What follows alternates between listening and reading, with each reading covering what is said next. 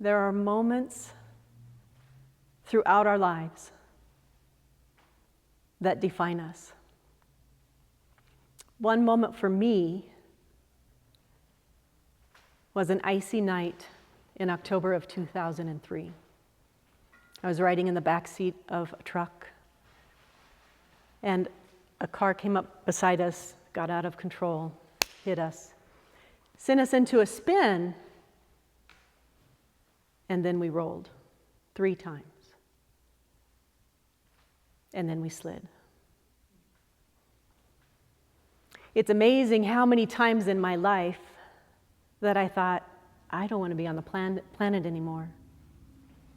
And yet in that moment when I was the closest to death that I had ever become, I begged for my life. God, please don't let this be it. We landed on our side. Somehow, the truck righted itself.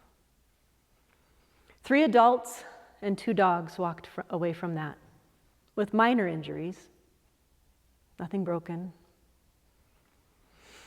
But I walked away and came down with symptoms of PTSD. I had anxiety before. The PTSD kept me at home with agoraphobia. And so from there, I found a therapist, and we started EMDR. The first time I ever did EMDR, I had to go excuse myself and throw up. But it was powerful. It was healing. And it was the beginning of a journey that I didn't realize I was on. A new path. I called it my cosmic 2x4 from the universe. Several years later, my therapist retired, and we reconnected at some point in a somatic training. Holly and I know that we've had many lifetimes together, so we just had this connection. So we developed a friendship. And Holly introduced me to astrology, to spirituality like I had never known before, to crystals. She gave me my first crystal. She handed it to me on her last day, and I didn't know what to do with it, but it was beautiful. But I learned. She taught me about essential oils, and then she introduced me to somatic work with another therapist. Shortly after that accident, a year later, I took a trip down the Grand Canyon. I wasn't sure I was going to make it because I was still feeling some of the PTSD. My partner was going without me, and I either had to stay home alone, which wasn't what I wanted, or go down the river, which wasn't sure I could survive it. But I came out of that different. They call it river magic. By the 3rd day, I felt no PTSD. I was jumping in the river.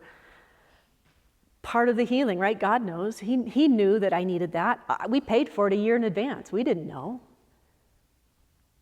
I came back from 3 weeks in the Grand Canyon on the river, and I was laid off from a job that I had had 18 years. Another nudge from the divine, right? Where endings become possibilities and beginnings. The supervisor who let me go kept saying, go be a therapist. You're going to be a great therapist. You have your master's degree. Go be a therapist. Literally, she threw me out of the nest. So I started my private practice, learning along the way. My spirituality was growing. And I kept saying, if somebody says the right thing, I'm going to have a secret door on my website. And if they say the right thing, I'll let them know my mystical side. I was still hiding. And then when my dad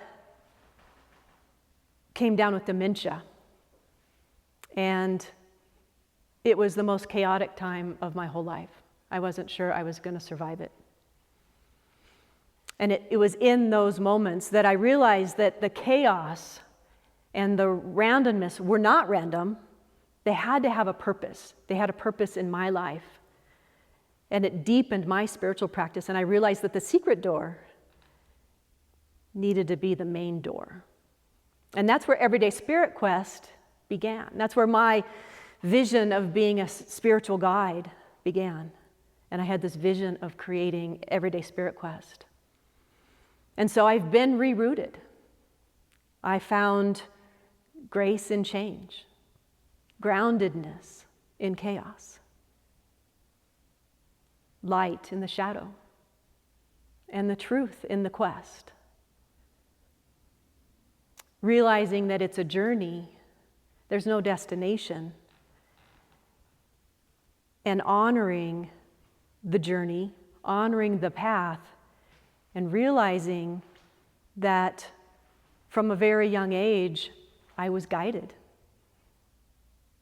I was telling a story at lunch that at 4 years old, I was in Yellowstone. My family, I was asleep in the car. My family said, well, she's going to be asleep. We're going to go in and check in to our room and get something to eat. And when we come out, we'll take care of our littlest one, right? Well, when they came out, I wasn't in the car. And the whole park started to search for me. 4 years old, wandering around Yellowstone. Well, they found me. I was wandering around with a baby bear. I didn't remember that story, Cammie, until today at lunch, but we had an incident with the bear. So I have bear medicine from a very young age. So I know that Spirit has been guiding me all along. I have never been lost. Even in the chaos and the trauma and the grief, I haven't been lost. It's been part of the path. It's been part of the quest. I have been becoming my whole life. And now I get to live the quest, and I get to share the quest, and I get to guide the quest for others. I feel so blessed, even with everything that happened to me. Everything in my life, all of the trauma. I'm not a victim. It was part of the plan. I'm not sure what I was thinking when I made the plan before I got here. But it was part of the plan, and I accept that. And I accept the quest. I am on the path. The quest is here, and the quest continues for all of us. Will you join me? Because I'm ready to live every day like it's a quest. Thank you.